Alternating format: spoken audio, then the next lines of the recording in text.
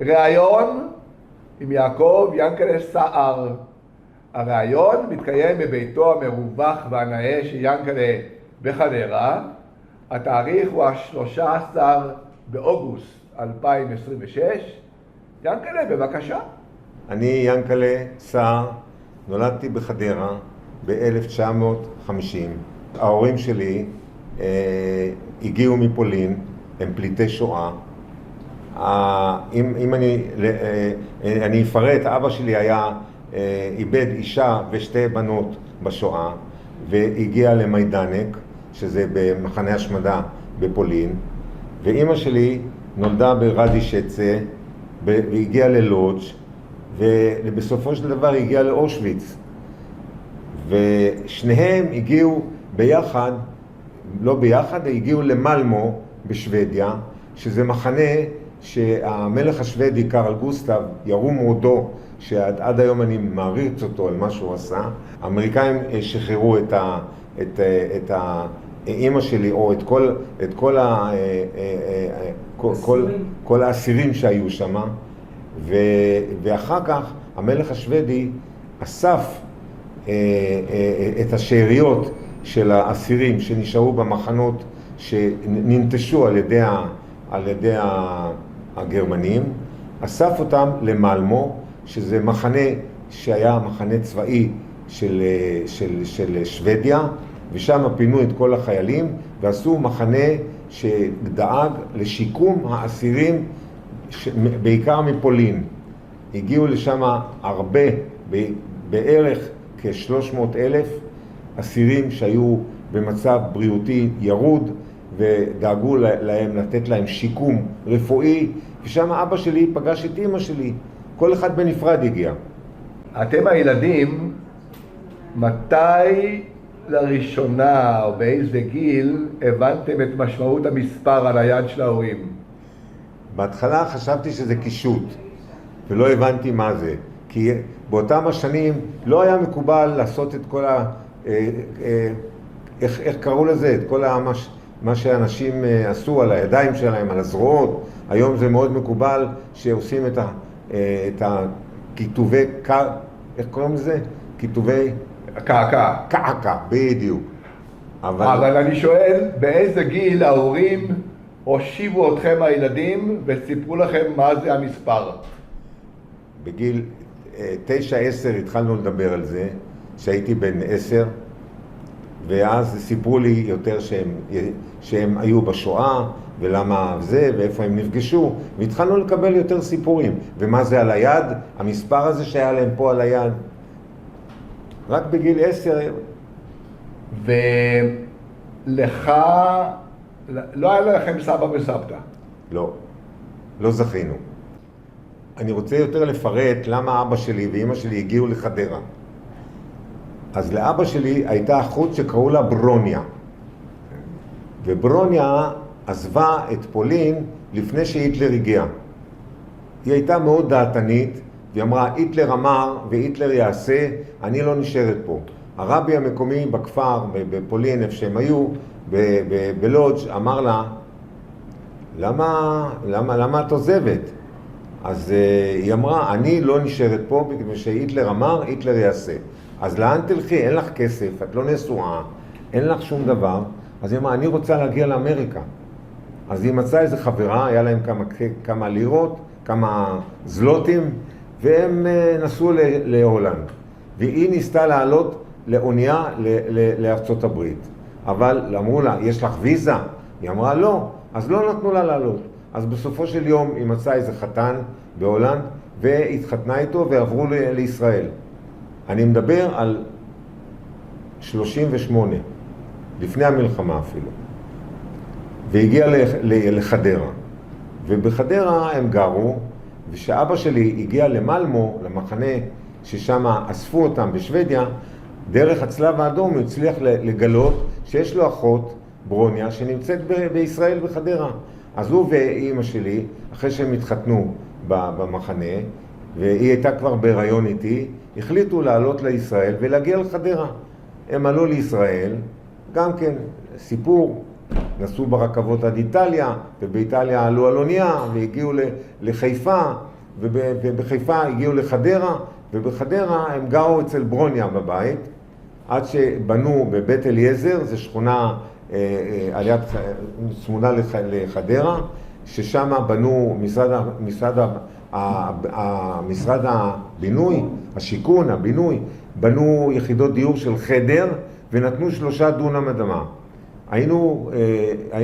אבא שלי היה איתי ועוד אח שלי שנולד אחרי 2 וכולם גרו בחדר אחד קטן.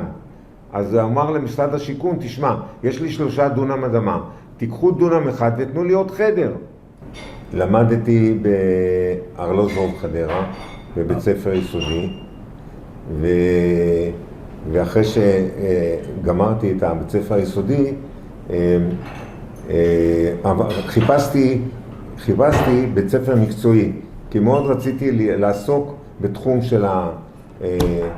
של ריתוך, חיתוך, כל הנושא של מסגרות. וכי הבן דוד שלי אפרים היה לו מסגריה והיה לו זה, ובחופש הגדול תמיד הוא נתן לי עבודה שם, ועבדתי אצלו על כל המכונות האלה, ריתחתי וזה, בתור ילד ממש, והרווחתי כמה ג'ובות ככה בשביל הזה.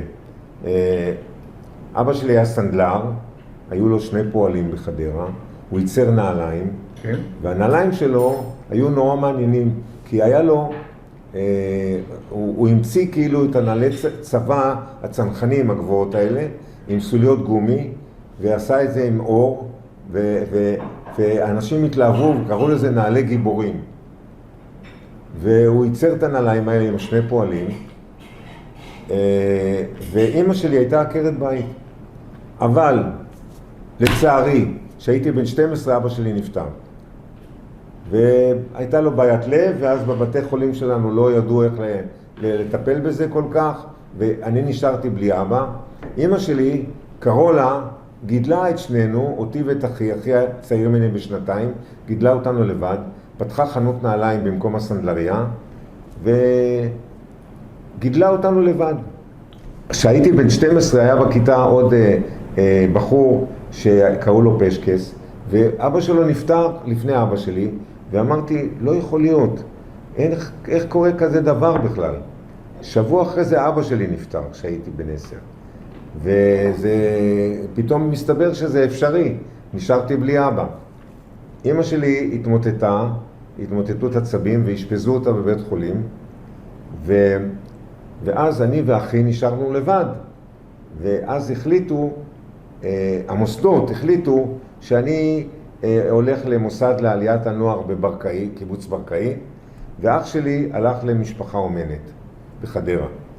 ואני נעלמתי פתאום והייתי בקיבוץ.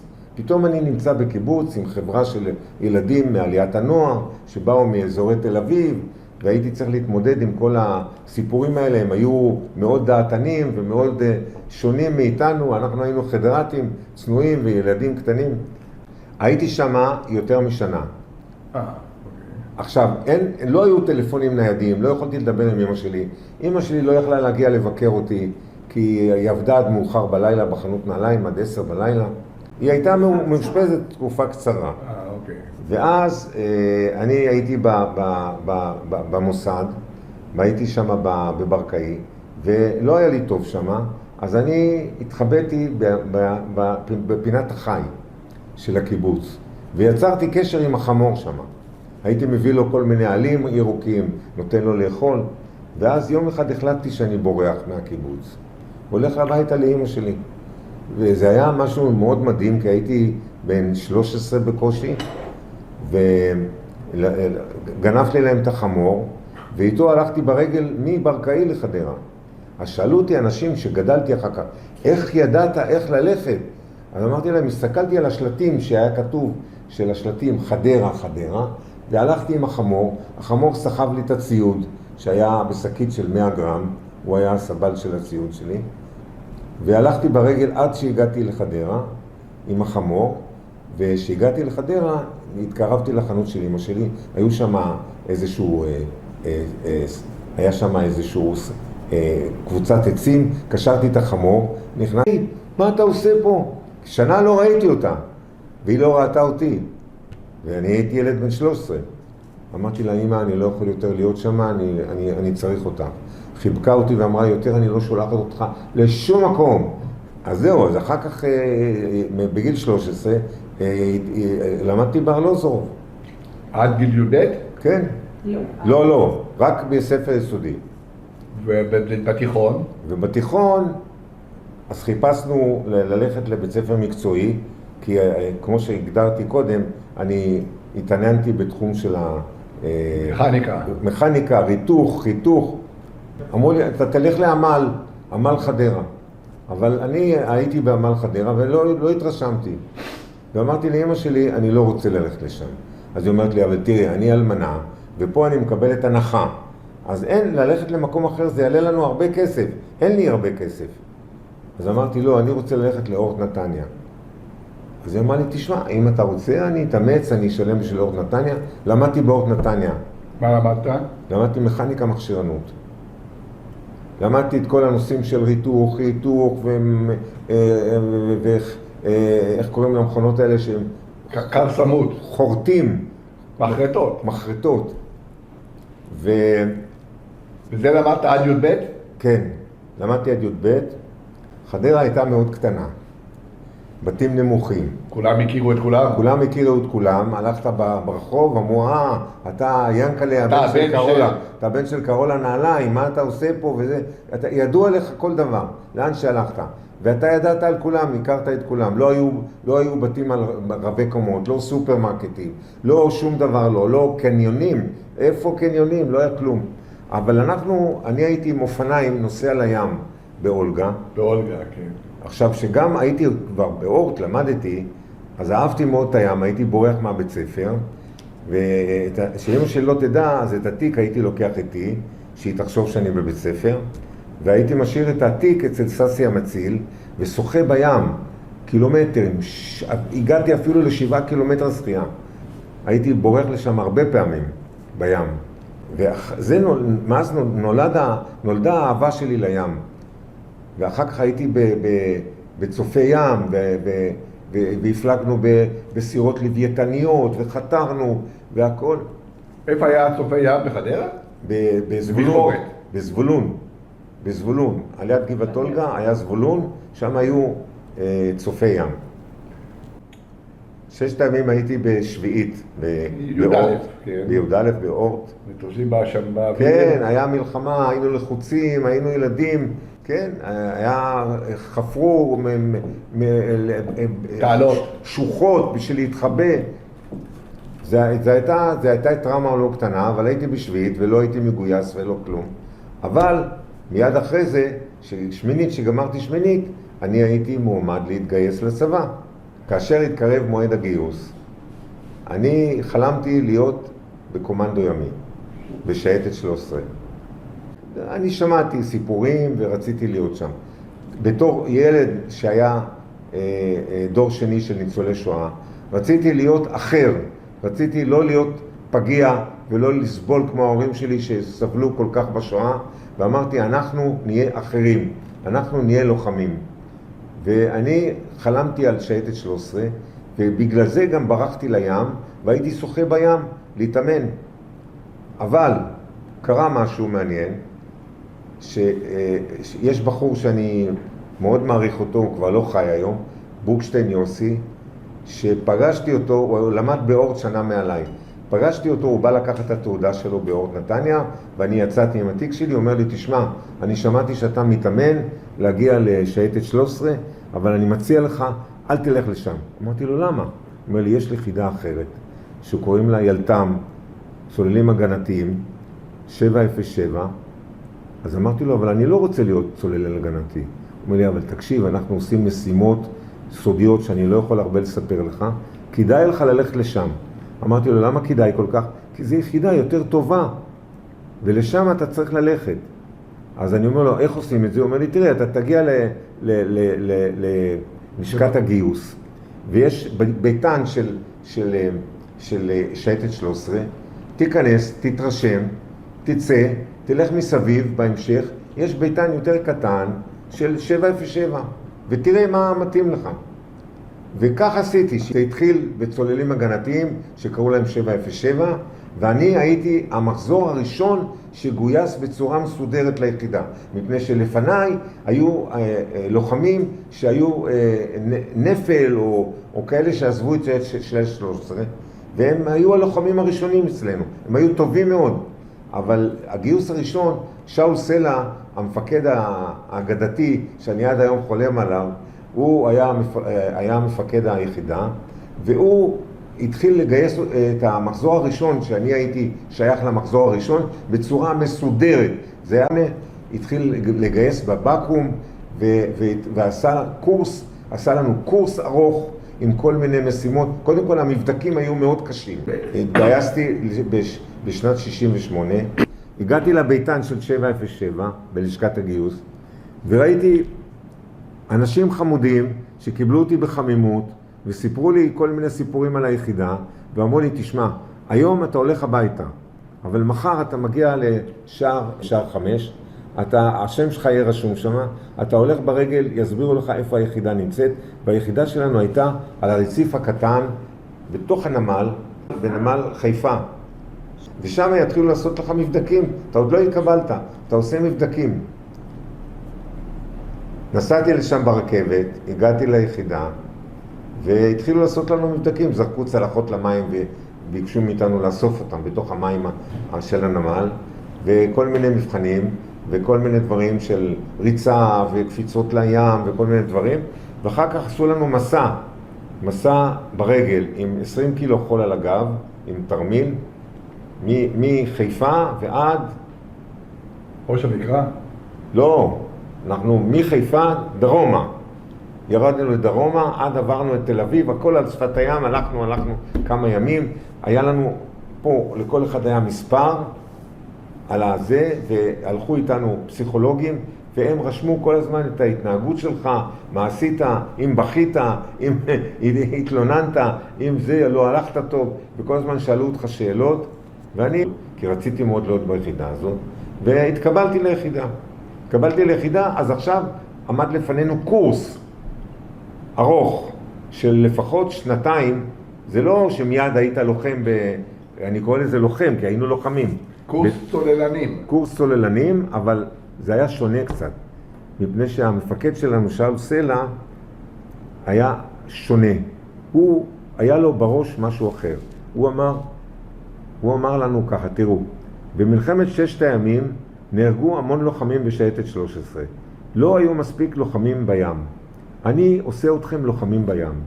ולכן אתם יקראו לכם צוללים הגנתיים, אבל אתם תעשו אצלי את הקורסים הבאים. טירונות בהנדסה קרבית. קורס מקים, בקורס מקים, שהיה גם כן שייך להנדסה, ואנחנו עמדנו שם עם בגדי חיל הים, היינו 15 חבר'ה עם בגדים לבנים, וכולם הסתכלו עלינו ואמרו, מה הם עושים פה המצחיקים האלה? היה לנו מין צווארון כזה ארוך, עם מכנסי פדלפון כאלה של חיל הים, ואמרו לנו, אתם התבלבלתם, מה אתם עושים פה בחיל רגלים? אחר כך עשינו קורס צניחה. צולל הגנתי צריך קורס צניחה, אבל שאול סלע אמר שזה חשוב. למדנו חבלה יבשתית באדוריים, שזה על יד חברון. למדנו במשך הקורס שעשינו שם, בקורס חבלה, אז עמדנו בכל מיני דברים, למשל, היו צריכים לפוצץ בתים של מחבלים. אנחנו למדנו איך להכניס את החומרי נפץ ולפוצץ את הבית, ואני צילמתי בתים שכל הלבנים שלהם היו באוויר, כל אחד עמד לבד באוויר, ואחר כך עשינו גם קורס ארוך של לוחמה בשטח בנוי, בגולן, עשינו את הקורס הזה חושניה. מה? חושניה. ביישוב שהיה נטוש, היה שם מלא מבנים של רמת הגולן, ושם עשינו את האימונים של לוחמה בשטח בנוי. חברנו לצלילה והוכשרנו כלוחמים בים. נשארנו קבוצה קטנה, יחסית 15 לוחמים שנשארו, הרבה נפלו, מפני שזה היה קורס קשה מאוד, והאנשים לא עמדו בזה. ואחר כך היה טקס קבלת כנפי התמנון. אז אני יכול להראות לכם, יש לי פה את הסמל של התמנון של היחידה שלנו. אנחנו שהיינו בני 30, הלכנו ביחד ועשינו קעקועים, שהתלהבנו כל כך מהיחידה. אז זה עד היום נמצא אצלי, והילדים שלי אומרים, סבא, אתה עושה קעקועים? אמרתי לו, אז אנחנו היינו משוגעים לעניין. במלחמת התשה זה הייתה פעילות, אני קורא לזה פעילות לפני יום כיפור. השינוי שחל ביחידה בעקבות מלחמת 67, אז עשינו פשיטות בלבנון דרך הים, העברנו לוחמים בירדן, הייתה בעיה שהמחבלים היו מגיעים בלילה, ובצד הירדני הם היו מעמידים קטיושות, ומפעילים את זה עם שעון עצר כזה, ובבוקר הקטיושות היו עפים על הקיבוצים. צה"ל, הפיקוד בצה"ל, הפיקוד במדינה, החליטו שצריך לעצור את התופעה הזאת, שהמחבלים יורים על הקיבוצים, ואז החליטו להעביר כוחות את הירדן בלילה, שיערבו למחבלים האלה ולפנות בוקר שהם באים לשים את הקטיושות. אז היינו, בהתחלה הכוחות האלה עברו בעצמם את הירדן, ואז היה להם בעיה. טבע להם, זה היו צנחנים וגולני, כל אחד בנפרד, ואז הסתבר שטבע להם לוחם בירדן, הירדן היה שוצף מהפשרת השלגים, וטבע להם לוחם, וגם לגולני טבע לוחם, ואז החליטו שבלי חיל הים לא עוברים. ואמרו שזה עבודות זבל, הם לא רוצים לעשות את זה. אבל אז פנו לשאול סלע, המפקד האגדתי שלנו, ואמר, אנחנו ניקח את העבודה הזאת. התחלנו להתאמן איך אנחנו עוברים ירדן שוצף בזרמים חזקים מאוד של מים, והיה לנו קצין אחד שקראו לו שלמה לוי, שהוא אמר, יש לי רעיון, אני הייתי ילד במרוקו, בעיירה פס, ובילדותי גרנו על יד נהר רחב, ובילדותי ביום שישי היה צריך לעבור את הנהר ולקנות בעיר הגדולה מצרכים לשבת. אז לא יכלנו לעבור את הנהר, לא היה גשר, אז היה שם מישהו עם סירה שהיה לוקח מאיתנו כך וכך שילינג לעבור את הזה, וזה היה הרבה כסף, כי לא היה לנו הרבה כסף. אז אני אמרתי לעצמי, אני עובר את הנהר בשחייה. ואז לקחתי את הבגדים שלי, קשרתי עם חוט ברזל, שמתי על הראש, עליתי במעלה הנהר, קפצתי למים, שחיתי מהר, אז ירדתי באלכסון, עד שהגעתי לצד השני, לאן שרציתי להגיע. הלכתי לעיר, קניתי מה שקניתי, נטפתי את הכל, חזרתי בחזרה, וחזרתי עוד פעם בשחייה, עליתי במעלה הנהר, חזרתי בשחייה, וכך חסכתי את הכמה שילינגים האלה. אז עכשיו אנחנו נעשה אותו דבר. אז למדנו ממנו איך אנחנו עוברים את הירדן. כן, אבל אי אפשר להשוות את הירדן, בסדר. בסדר, לא, אבל הירדן היה שוצף מאוד. היה לו... אלו היו שנים גשומות. בהפשרת השלגים, בעיקר בצפון, היה תימה אדירה בירדן. אבל אנחנו עשינו כמה תרגילים, וראינו שזה עובד, עברנו עם חבל, עלינו במעלה הנהר, עם חגורת הצלה, עם סנפירים כאלה גדולים, ושחינו במורד של הזרם, עברנו עד לצד השני עם החבל, קשרנו אותו, היה שם מלא שיחים ועצים, קשרנו את החבל, חזרתי לצד השני על החבל, ואז היינו מעבירים את הלוחמים בסירת גומי, מעבירים אותם, הם היו מלאים בתחמושת, בנשק, והיו כבדים, היה להם חגורות הצלה גם, אבל הם היו כבדים מאוד. אתם העברתם לוחמים את הירדן, שהם הלכו לפעילות ממזרח הירדן? כן, בתוך ירדן. הם הלכו לערוב למחבלים ולחסל אותם לפני שהם שמים את הקטיושות.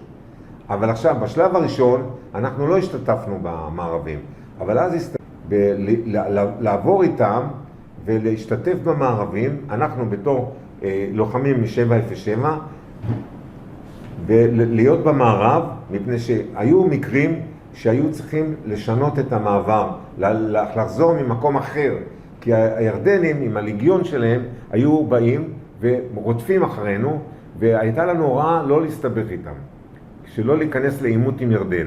אנחנו רק היינו נגד המחבלים. ואז אמרו, אתם בתור צוללנים משתתפים במערב, אם צריך לשנות את המיקום של החזרה. זאת אומרת, הבעיה הייתה שאי אפשר לחזור למעבר שעשינו. אנחנו צריכים לחזור ממקום אחר. ואז אנחנו השתתפנו במערבים, ולמזלנו, בגלל ששאול סלע שלח אותנו לקורס מקים ולקורס חבלה ולקורס זה, היינו לוחמים מן המניין, והשתתפנו בלחימה נגד המחבלים, ממש פגענו במחבלים,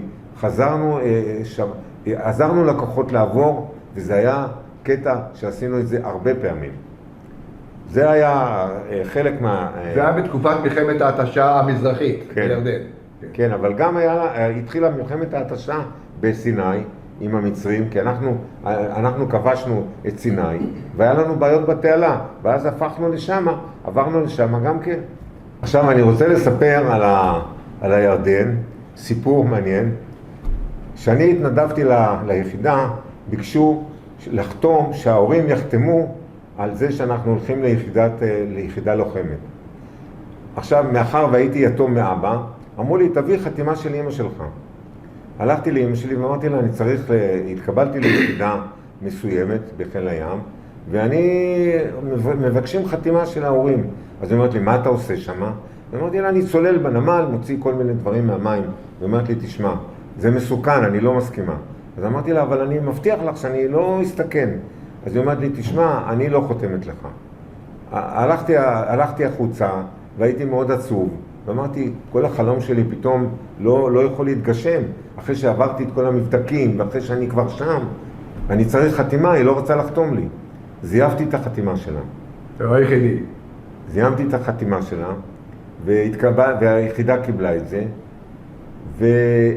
ועכשיו, אמא שלי הייתה אלמנה, כי אבא שלי נפטר כשהיינו ילדים, והיה אצלה בחור שקראו לו מייטק, שהוא ישב אצלה ושתה איתה קפה. אני חושב שהוא היה קצת אגב אחרי אמא שלי, אבל זה היה זכותם. אמא שלי הייתה אלמנה, והיה לה איזה חבר, וזה בסדר גמור. היה לו טיולית, והוא עסק בטיולים עם בני נוער. אבל פה הסיפור שלי מתחיל. שאנחנו להגיע לנהר הירדן, אנחנו היינו צריכים רכב. אז לצה"ל לא היו מסעיות. אז הם היו סוחרים טיוליות מאזרחים, או מגייסים אותם, שיובילו את הזה, והשתמשו ברכבים אזרחיים. ואז יום אחד אנחנו מגיעים עם הציוד שלנו לעבור לזה, ואני רואה שהטיולית שהגיעה זה מייטק הנהג. אמרתי, הוא יספר לאמא שלי שאני נמצא ביחידה כזאת וכזאת. לקחתי את התיק שלי, שמתי אותו על הפנים, והסתובבתי מסביב, נכנסתי מאחורה שהוא לא יראה אותי.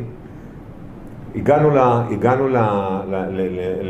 לנהר הירדן, הורדנו את כל הציוד, ערכנו את הכל, עברנו את הירדן, עשינו את המערב, הסתבכנו עם הליגיון, הליגיון התחיל לירות עלינו, החובש שלנו קיבל כדור בישבן, היינו צריכים לגרור אותו בחזרה, לעבור למקום אחר, לעשות מעבר בחזרה במקום אחר.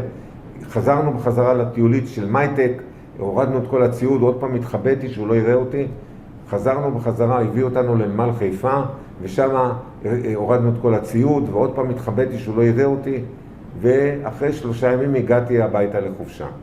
אמא שלי בחנות הנעליים, היא אומרת לי, שקרן אתה.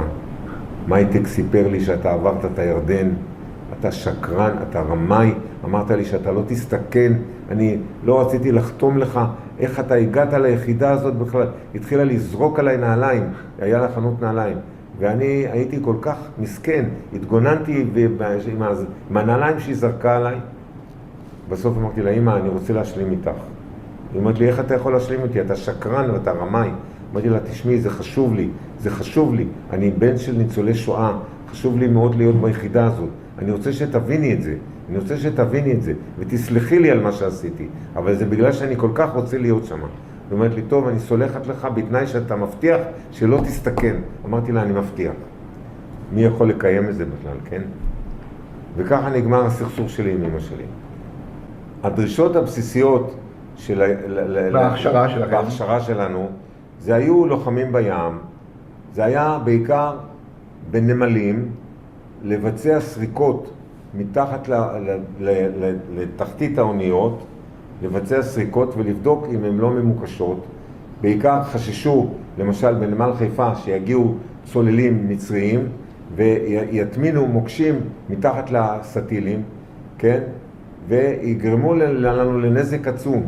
או שהיו מגיעים אוניות סוחר מאלכסנדריה או מלבנון, שהיו נמלי אויב, וחששו שבאוניות האלה יהיו מוקשים שהוטמנו שם על מנת לפגוע באונייה פה. ובעיקר היו גם צלילות בקישון, ששם היו מגיעים אוניות סוחר מכל מיני מקומות בעולם, שהיינו צריכים לבדוק אותם. עכשיו, למשל, בנמל הקישון המים היו מזוהמים מאוד, מאוד מזוהמים, לא ראו כלום, היינו צריכים למשש בתוך החושך, זאת אומרת, המים היו ממש חשוכים, היינו ממששים את הדפנות, היינו יורדים בזוג, קשורים בחבל, והיינו עוברים את כל התחתית עם הידיים במישוש, ובודקים אם יש מוקשים. זו הייתה העבודה שלנו גם כן, חלק מהעבודה, חוץ מהנושא הזה שהיינו גם לוחמים בים, היינו מתקנים, מוצאים כל מיני דברים שנפלו לים, אנשים שנפלו לים, גופות, כל מיני דברים היו קורים לנו. כל סטיל שהיה יוצא למבצעים היו מכניסים שם צוללים, ועל מנת לעזור אם היו מסתבכים בחבלים או משהו, אבל לאחר שהחליטו שעושים לצוותים של הסטילים קורס סלילה קצר ביחידה, אז היו שם אנשים שיכלו לצלול, והם החליפו אותנו ועשו את הסיורים האלה, ועזרו. ואז אנחנו עברנו יותר לפעולות יותר משמעותיות בצבא. למשל, חציית התעלה. אנחנו צללנו בתעלה במבצע שקראו לו ויקטוריה. אנחנו צללנו בתעלה, עברנו לצד השני ותפסנו ראש גשר בצבא המצרי. והנסיבות היו כאלה שהצבא המצרי היה עובר לצד שלנו בתעלה, ופוגע בסיורים, ופוגע בלוחמים, ולוקח שבויים, ואז אריק שרון, דאז שהיה בפיקוד דרום, החליטו שצריך לפגוע במצרים ולהעניש אותם בחזרה, או לא יודע איך לקרוא לזה, על מנת להוריד את המוטיבציה שלהם, שלא יעברו לצד שלנו ויפגעו בנו.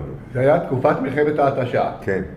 ואז הייתה, אחד המבצעים הכי גדולים היה, שאנחנו עשינו ראש גשר, ופגענו בכל החיילים שהיו בראש גשר הזה, ואחר כך אפשרנו ללוחמים של סיירת שקד לעבור עם סירות גומי ולהיכנס, ועברו איזה 155 לוחמים. אנחנו שמרנו את הראש גשר, לא נתנו לאף אחד להתקרב, ועד כדי כך שאם היו מתקרבים מצרים היינו יורים ופוגעים בהם ולא נותנים להם להתקרב. והראש גשר, אחרי שהתארגנו, שעברו עם סירות גומי, ותחשבו על 155 חיילים, זה היה עמוד, עברו לצד השני, הם פנו לאורך התעלה בצד המצרי, וניקו שם את כל הביצורים, ופגעו בהם בצורה משמעותית, על מנת להעניש אותם ולגרום להם שיפסיקו לעבור לצד שלנו. אנחנו רק עשינו את הראש גשר, ופגענו ושמרנו על הקשר, ושהם חזרו, אנחנו נשארנו אחרונים עד שכולם חזרו לחזרה לצד שלנו, שזה היה בצד מזרח של התעלה, ואחרי שכולם עברו אנחנו התקפלנו וחזרנו גם. הם כמה נפגעים וכמה מתים, והיה צריך להעביר את הכל בחזרה, והקטע הכי קשה היה שהמצרים כל הזמן ניסו להתקרב ולפגוע. אחרי שהם עברו, אנחנו עברנו לצד השני גם, ונגמרה הפעולה. במשך השנים אף פעם לא הזכירו כמה שאנחנו היינו חשובים שמה, ב-707, שאנחנו עשינו את הצלילה מתחת למים לצד השני, ומשם ביצענו את תפיסת ראש גשר, וזה היה חשוב מאוד, כי לשמור על ראש גשר ולשמור שלא ייפגעו, ורק אחרי שהם התארגנו, הסיירת שקד התארגנה ויצאה למבצע, אנחנו נשארנו שם עד שהם יצאו בחזרה. היחידה שלנו לא ספגה הרבה אבדות. היו כמה הרוגים, אני לא זוכר כל כך בדיוק. לא זוכר שמות, לא זוכר זה, אבל היו, בודדים. התמונה הזאת. בצבע נפגעה על ידי מוקש ימי. קודם כל, מה זאת הייתה בת שבע? בת שבע הייתה אונייה של חיל הים. נחתת. כן, של חיל הים, והיא נפגעה, והיה צריך לתקן את החור שנוצר בה, וב-707, שאנחנו היינו אנשי מקצוע בתחום הזה, אנחנו באנו וסידרנו את זה, ואחרי היינו יותר מקצוענים בעניין הזה.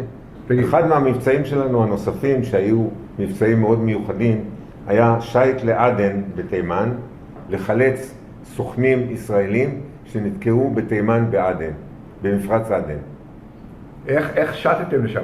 אנחנו הגענו לשם עם ספינת דייג מוסווה. עכשיו, לא כל כך מרשים לי לדבר על זה כל כך, אבל אני אתן כמה רמזים. הגענו לשם והסתובבנו 3 חודשים באוקיינוס ההודי ובים סוף, עד שיכולנו להיכנס לעדן ולהוציא את הסוכנים. ועשינו את זה, אבל מעבר לזה... סוכנים של מי? סוכנים ישראלים שהיו בעדן. איזה שנה זה היה? זה היה במלחמת ההתשה. זה היו סוכנים ישראלים ממוצא תימני שהיו בעדן, ומשם הם היו עוברים למדינות ערב. כי הם היו תימנים, מדברים ערבית, והיה להם... לא רוצה לפרט יותר, אסור. אז אתם קבוצה של לוחמים, שטתם בסירת דייג מוסווית. כן. והייתם 3 חודשים בים? היינו 3 חודשים בים עד שהתאפשר לנו ליצור קשר עם אותם אנשים שרצינו להציל. איך התנהלתם במשך 3 חודשים? אני לא יכול לספר. אוקיי. מי היה מפקד היחידה באותה תקופה? שאול סלע. עדיין היה שם. האיש המיוחד. השתחררתי ב-72. כן. חזרתי הביתה, התחתנתי עם זוגתי שתחיה, ועסקתי, אמא שלי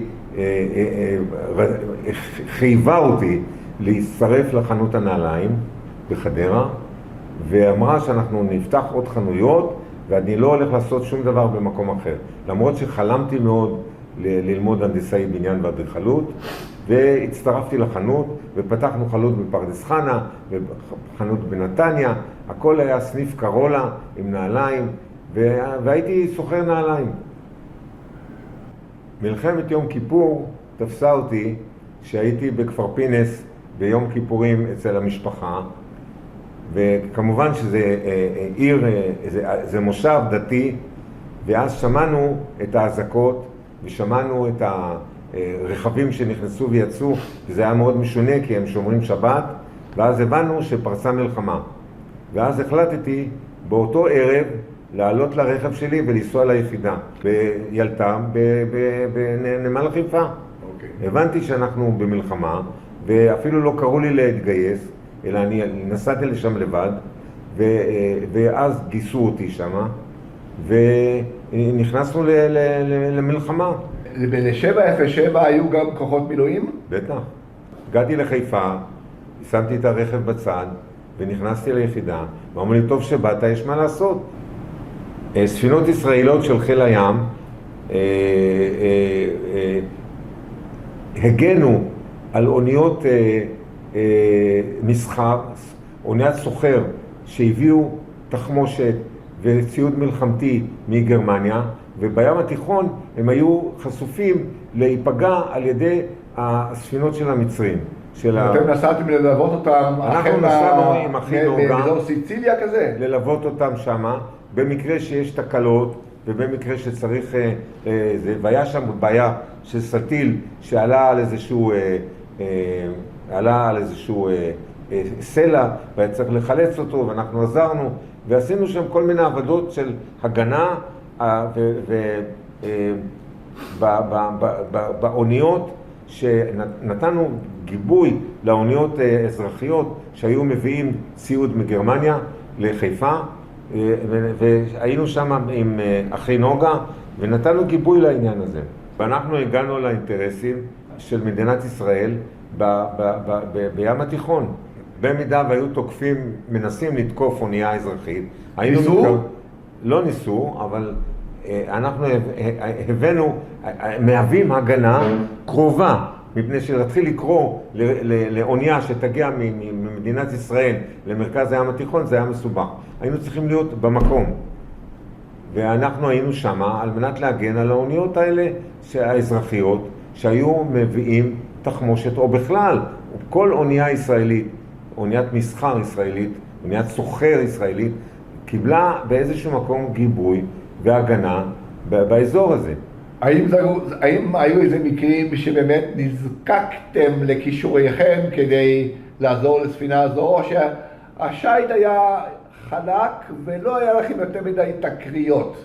לא היה לנו תקריות, אבל הנוכחות שלנו היוותה ביטחון לכולם. הייתם אומר שהאויב ידע שאתם נמצאים שם. כן, אנחנו הפגנו נוכחות, ידעו, ראו דגל ישראל על נוגה, ידעו שאנחנו שם. וזה עשיתם כל המלחמה? כן. כמה פעמים יצאתם עד סיציליה, אני יודע? היינו שם כל הזמן, לא חזרנו בכלל באותה תקופה. כמה זמן? היינו שם כמה חודשים. היה לנו אספקה, ומקסימום הייתה מגיעה ספינה אחרת ומביאה אספקה. אז היינו מסודרים, זאת לא הייתה בעיה. אנחנו במלחמת יום הכיפורים עשינו הרבה דברים, ובעיקר בתעלה ובאגם המר הגדול. אנחנו עשינו מערבים באגם המר הגדול בפנרה. היו באגם המר ספינות שנלכדו שם, ואנחנו עלינו עליהם וביקרנו שם, בדקנו שזה בסדר. אנחנו באנו מהחוף. ישראל פלשה לצד המערבי של התעלה, בפאיד. באתי מאחורה. בפאיד, והיה שם כמה קילומטרים טובים בשליטון של ישראלי. היה מעין מעגן שהיה בצד המצרי, בצד המערבי של האגם. זאת אומרת, בצד המערבי של האגם. ומשם אנחנו עם סירות גומי, וזה אנחנו הגענו, עשינו מערבים לכוחות מצריים שניסו להעביר אספקה לצד המזרחי. והם עשו את זה עם BTR. BTR זה רכב אמפיבי, שהוא היה מוביל אספקה, ואנחנו מנענו ממנו להגיע, היינו יורים עליו RPG, למנוע ממנו להגיע, ובעיקר היה שם מוצב ישראלי שנכבש על ידי המצרים, ושם בפנים ישבו מצרים, והם רצו להביא להם אספקה. אנחנו מנענו להביא אספקה אליהם, והם הרגישו רעב, וזה היה מוצלח מאוד המצור שלנו, אז הם ניסו לצאת ולדוג דגים באגם המר על מנת שיהיה להם מה לאכול. אז אנחנו באנו בלילה ומיקשנו במוקשים את החוף שמה, ואז ראינו מרחוק שהם מנסים לצאת לתפוס דגים, והיו נפגעים מהמוקשים ששמנו להם. ככה אנחנו גרמנו להם, בסוף אני לא יודע מה קרה שמה, אם הם נכנעו או שבהסכם שלום הם שוחררו משם, אבל היינו שם הרבה זמן.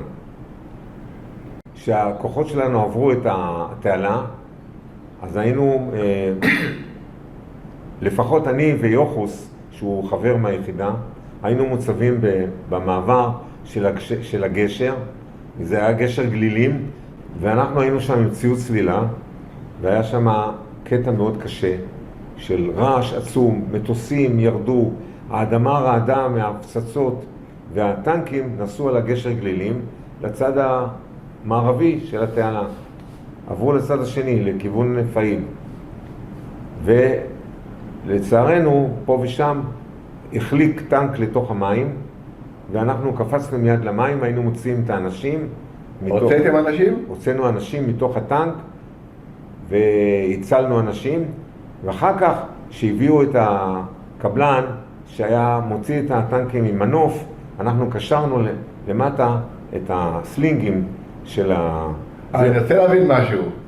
אתם נכנסתם בתא הצר הזה של הטנק עם ציוד צלילה? כן, נכנסתי והוצאתי את הנהג טנק ואת המפקד טנק. לא נתקעתם? נתקענו, אבל שלפנו את האנשים. ישר הגענו הצלתם חיים? בטח, ומנענו מהם למות בתביעה. היו כאלה שלא הצלחתם להציל? לא ניכנס לפרטים. עכשיו אני רוצה לספר לך על מפגש שהיה לי עם אח שלי.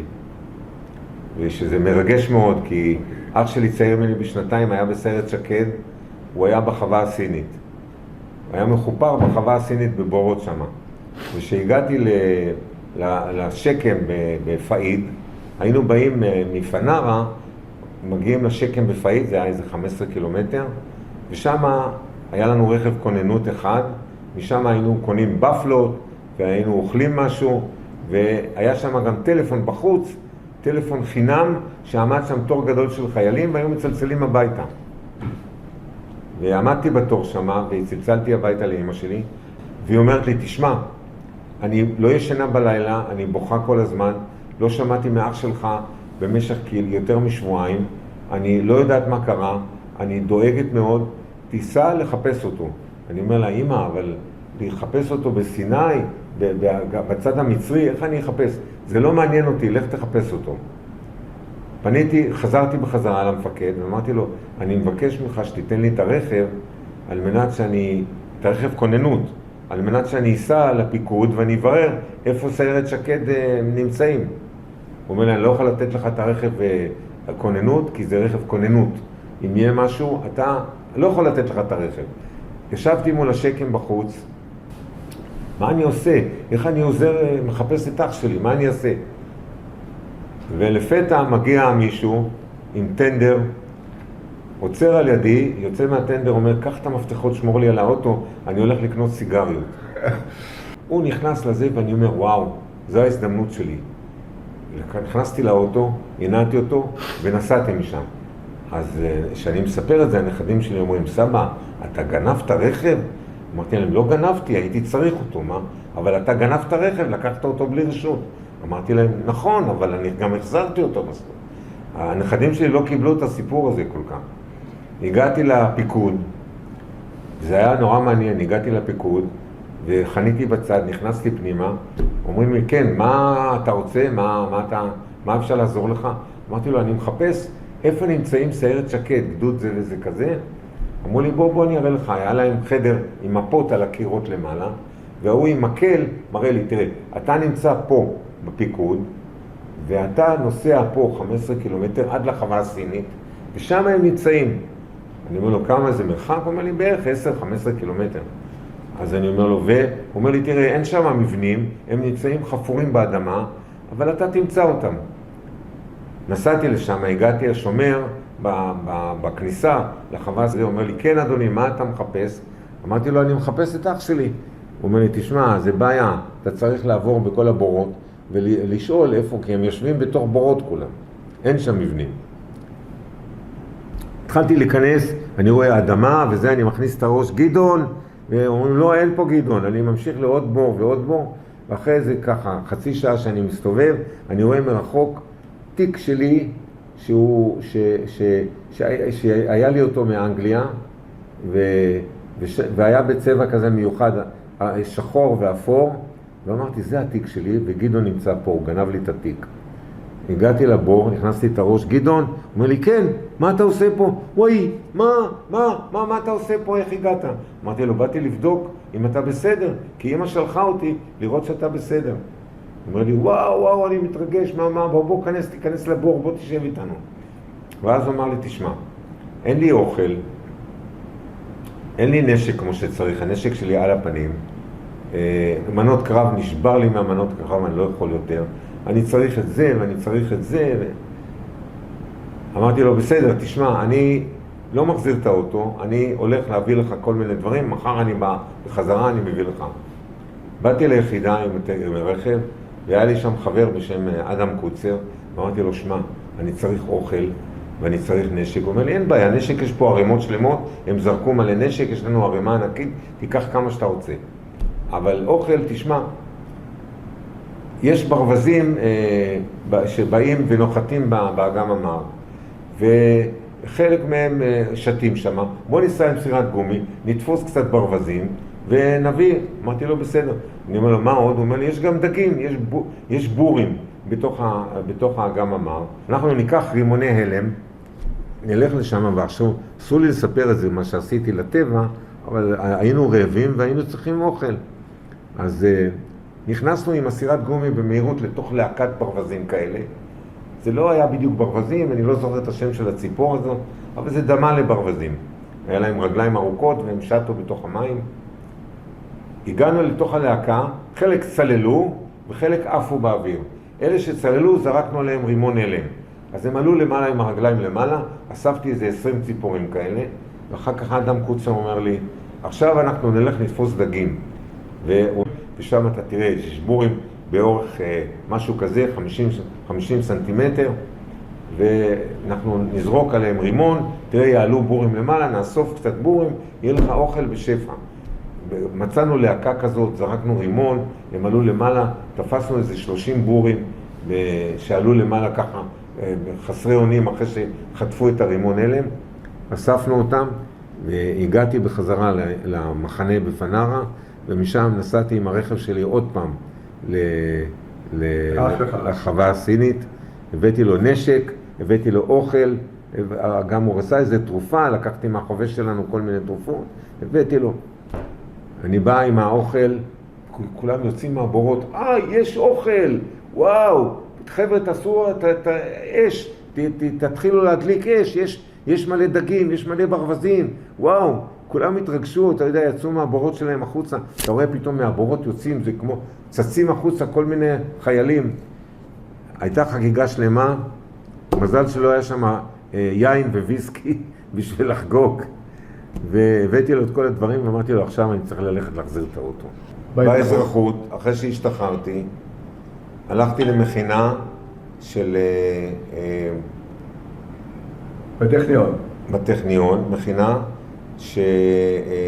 ששיפרתי ציונים והכל, ואחר כך חזרתי לחנות נעליים.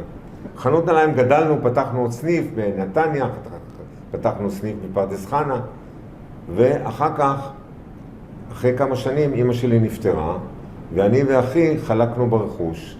אני קיבלתי את החנות מול אופרה, הוא קיבל את החנות מעל השוק, ואז החלטתי שהייתי איזה כמה שנים לבד בחנות נעליים, בלי אחי השותף, אבל החלטתי שאני לא רוצה להמשיך בנעליים. ואז אמרתי לאחי שאני רוצה לסגור את החנות וללכת ללמוד הנדסאי בניין ואדריכלות. אז הוא אומר לי, אתה לא נורמלי, יש לך את החנות הכי טובה בחדרה, מה אתה סוגר? אז לא היו קניונים ולא כלום. אמרתי לו, אני לא רוצה להמשיך למכור נעליים. ובאמת מה שעשיתי, מכרתי את כל הנעליים, הכנסתי שם מישהו סוחר, שהוא הבטיח שהוא ימשיך את החנות, קיבלתי שכירות, היה לי אפשרות להתקיים, והלכתי ללמוד הנדסאי בניין ואדריכלות ברופין. אחרי זה עבדתי יותר מ-30 שנה בתור הנדסאי בניין והנדסאי אדריכלות, בעמק חפר בעיקר, ועבדתי במושבים ובקיבוצים בעמק חפר. בניתי בית ראשון, בית שני, בית שלישי, מבנים חקלאיים. זה מה שעשיתי במשך הרבה שנים עד שיצאתי לפנסיה. פה בתמונה רואים אותי וחבר שלנו מהיחידה, תפסנו ברווזים בשביל להביא לאח שלי בחווה הסינית. אתם רואים? המחזור שלי ביחידת 707, כן, לוחמים, חברים, כולם עוד חיים? יש כאלה שכבר לא חיים פה, וזו תמונה, אני נמצא פה למעלה, בחלק העליון. מצד שמאל? מצד שמאל למעלה, כאן. אוקיי. תמונה שפגשתי את אח שלי בחווה הסינית. זו התמונה המפורסמת. כן. נפגשנו, ואז הבאתי לו שם אוכל, הבאתי לו כל מיני דברים, וסיפרתי לאמא שלי שפגשתי אותו והוא בסדר. זו עוד תמונה באותו מפגש שפגשתי את אח שלי בחווה הסינית. זו תמונה שלי שהיינו על סטיל, שהוביל אותנו ללבנון, על מנת לרדת ולפגוע במחבלים. שהתגייסתי ב-68, 6/8/68, שהתגייסתי לצה"ל והלכתי ליחידה של 707. זו תמונה של היחידה שלנו שעברה אימון של לוחמה בשטח בנוי ברמת הגולן. אנחנו אנשי חיל הים, תשימו לב איזה בגדים היה לנו ואיזה מדים היה לנו, וזה מה שעשינו. והבחורה שרואים פה הייתה המזכירה שלנו מהיחידה. של ההורים שלי, שהגיעו לארץ מהשואה, ואבא שלי נפטר כשהייתי בן 12, ואמא שלי המשיכה לגדל אותנו. זו תמונה היסטורית משנת 58. שכחתי לספר לכם, היינו באנגליה, בפורסמוט, 4 חודשים, 4 לוחמים היינו מהקבוצה, אחד מהם היה קצין ו3 לוחמים, קצין לוחם גם כן, ועברנו שם קורסים מאוד מאוד מעניינים של המודעות, של צלילה, של ריתוך תת-מימי, וחיתוך תת-מימי, ועבודה בקוקסגן. קוקסגן זה היה מין מכשיר כזה שתוקע ברגים בדופן הספינה, עם איזשהו תחמיש כזה, ולמדנו איך לאטום חורים באונייה, למדנו חבלה תת-מימית, החלפת מדחף צוללת בים, תוך כדי פעולה, תיקון קרעים בדופן אוניות, אבל אני רוצה לספר לכם שהטיסה לשם הייתה טיסת בלהות להגיע לאנגליה. אנחנו לא קיבלנו כרטיסים לטוס באל על, כי לצה"ל לא היה כסף, אז טסנו במטוס מסוג סטרטוקרוזר, מטוס של איטי ביותר, שהיה מטוס ששימש לצנחנים, והוא לקח אותנו לאנגליה, אבל זה לא היה טיסה של כמה שעות, זה היה 3 ימים של טיסה, כי הוא היה מטוס איטי מאוד, ולקח כמה שעות והגענו עד ליוון, וביוון נחתנו בלילה, ומשם קצת בילינו, בבוקר המשכנו לטוס עד רומא, וגם שם ירדנו בלילה ובילינו קצת, ואחר כך המשכנו עד פריז, עד לזה, ואחר כך הגענו עד לאנגליה.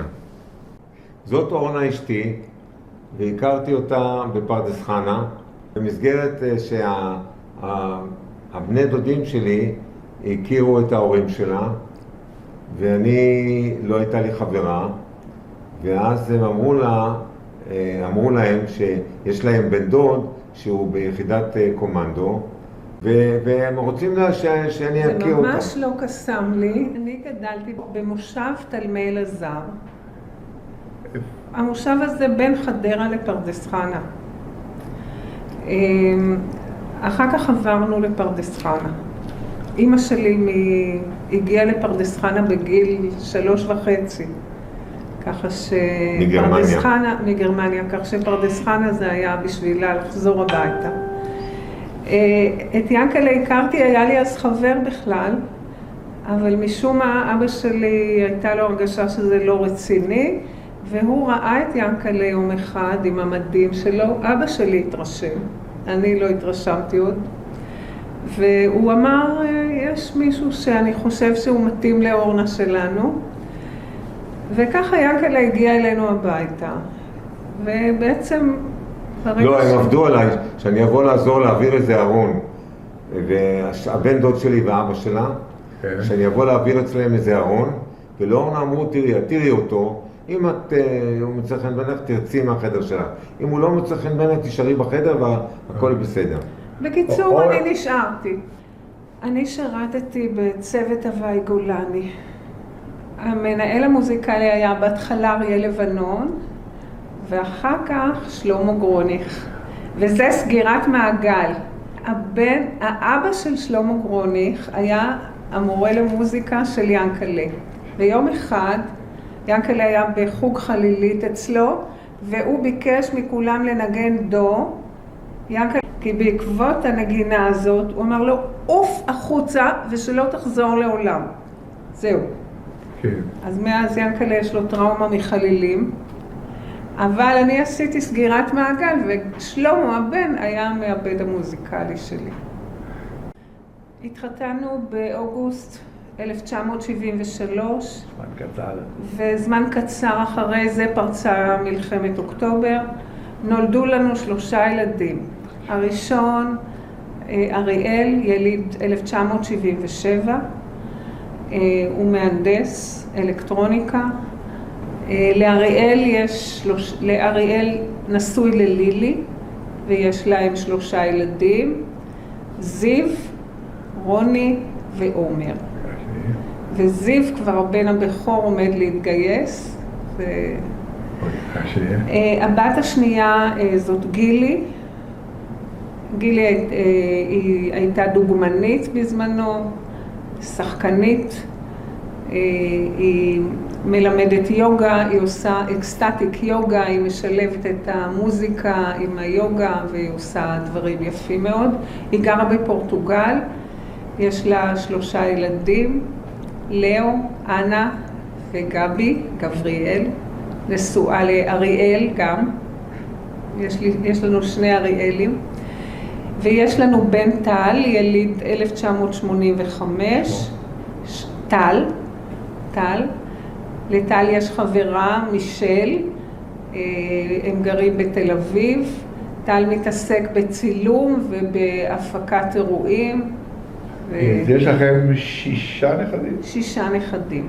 אנחנו בעיקר הילדים שגרים בפורטוגל, אנחנו לא יכולים להיות יותר מדי סבא וסבתא, אז רק כשאנחנו באים אנחנו ככה מחדשים קשר. אבל באים לפה לפעמים? לפעמים הם באים לפה, לפעמים אנחנו באים לשם. עם הילדים שגרים בחדרה, אריאל הבן הגדול גר בחדרה אנחנו במשרה מלאה. לא, אבל אנחנו עסוקים מאוד, יש לנו הרבה עיסוקים, אבל הילדים כבר גם די גדולים, פחות צריכים אותם. איך הים הוא חלק מהחיים שלי. עשיתי קורס קיפרים, הפלגתי במשך כמה שנים, הפלגתי בחוץ לארץ עם יחטות, היינו ביוון, היינו במונטנגרו, היינו באיטליה, דוברובניק, קפריסין היינו, אבל עכשיו שאני בפנסיה, אני מגדל תרנגולות בחצר. תרנגולות חופש? תרנגולות חופש, יש לי ביצים, מאחר ואני מאוד קשור לים, יצרתי קשר לאחרונה עם עמותה שעוזרת לאנשים, מפני שאני קצת לוקה בחלומות קשים על התקופה של המלחמה, והעמותה הזאת עוזרת לאנשים כמוני, זה נקרא חבל זוג, ים מבטחים, ואנחנו מפליגים עם אנשים שחוו מלחמות שהשפיעו עליהם מאוד, וההפלגות האלה עוזרות מאוד כמו טיפול פסיכולוגי, ואנחנו יוצאים מהמרינה בהרצליה. לא סיפרתי עד עכשיו, אבל אני בכל זאת רוצה לציין שבתקופה של מלחמת ההתשה, מלחמת יום כיפור, נתקלנו הייתי בסיטואציה שפגענו באויב, הרגנו אנשים תוך כדי לחימה, נפגעתי מאוד מזה, היום אני מאוד מושפע מזה. לא, אבל ראית את המראות והקולות ראיתי מראות של גופות, חילצנו גופות, התעסקנו עם מתים בכמויות גדולות, זה הכל השפיע עליי, ורק בשנים האחרונות אני מרגיש שאני מותקף על ידי חלומות קשים וביוטים בלילה. זה מה שאני שואל כל הזמן, האם אתה, לפחות בעיני עצמך, מחשיב את עצמך כפוסט-טראומטי? האם המערכת מכירה בך? אני מחשיב את עצמי כפוסט-טראומטי, אבל המערכת לא מכירה בי. פניתי למשרד הביטחון כמה פעמים, אמרו לי שזה לא מספיק, זה לא... אני רוצה לדייק. היום כדי להיות מוכר במערכת הביטחון, אתה עובר תהליך של התשה. אין לנו כוח לעבור את התהליך הזה. לשמחתנו, גילינו... אבל היום זה לא ככה. אתה מדבר על אז. אני מדברת על בכלל, להיכנס כמוכר למערכת, זה תהליך בירוקרטי שצריך הרבה כוח שאין לנו. מה שכן, גילינו לאחרונה שקיימות מערכות תמיכה, שאתה לא צריך להיות מוכר רשמית, הם מקבלים אותך בזרועות פתוחות והם תומכים בך. וזה הפרויקט הזה של חבל זוג וים מבטחים. בשביל ינקלה הים זה מרפא. הוא לא היחידי. הוא לא היחידי. ועצם זה שהוא יכול להפליג שם ביחדה עם חבר'ה שפחות או יותר חוו דברים לא פשוטים גם. זה סוג של מרפא. אני באה מתחום הטיפול, אני פסיכותרפיסטית וגם מטפלת במוזיקה היום. אני מסתכלת על מה שיענקל'ה עבר בהיבט הנפשי, ואני רואה שבמהלך השנים היה צורך להיות חזק, להיות גיבור, לשדר כוח. מי בכלל העז לשדר חולשה ולהגיד שנפצעתי נפשית? זה לא היה מקובל, ואז היה הטיפול אז זה לא מה שהיום. נכון, והרבה דברים הודחקו. ינקל'ה תיאר לי, אחד הסיפורים שיענקל'ה תיאר, הוא אמר, האדמה רעדה, היה אבק, היה רעש נוראי, זה היה בלתי נסבל, מראות קשים, ובאותו רגע פתאום התנתקתי, לא ראיתי כלום, הייתי בעולם אחר. אמרתי לו, ינקל'ה, יש לזה שם, במונחים פסיכולוגיים, קוראים לזה דיסוציאציה. אתה פשוט ניתקת את הרגשות מהגוף שלך, כי לא יכולת להכיל את כל הכאב הזה ואת כל הזוועות האלה. אז היום שאנחנו מסתכלים על זה, אנחנו מבינים שיענקל'ה עבר מחזות לא פשוטים, הוא לא הרשה לעצמו להראות איזושהי פגיעות, איזושהי חולשה, כי היה צריך להיות חזק. ואני עוד דבר רוצה להגיד, המפקד המהולל והנערץ, הוא היה תחליף לדמות אב. ינקל'ה איבד את אבא שלו בגיל 12, ויענקל'ה נשאב אחריו והלך אחריו בלי למצמץ בכלל, בלי לשאול את עצמו, רגע, מתאים לי, לא מתאים לי, כמה מתאים לי. והיום, שהוא קצת נחלש, אז אנחנו חווים את התגובות האלה, והן לא פשוטות. הן לא פשוטות. אבל... אוקיי, הסיפור שלך, כמו הרבה סיפורים אחרים, אני כמובן אומר, הוא מוסיף עוד רובד למארג הכללי, כל אחד תורם את חלקו, הרי כל הפרויקט שלנו מסתכל לשתי מילים, נקודת מבט. כל אחד נותן את נקודת המבט שלו, ויש הרבה אנשים כמוך שלא מדברים כל כך מספיק על מה שהם עברו. נכון שהטיפול בנפגעי הלם קרב אז זה לא כמו היום, זה ברור, אבל טוב שמדברים, טוב שמשמרים, וזה מה שאנחנו עושים, אנחנו מתעדים ומשמרים.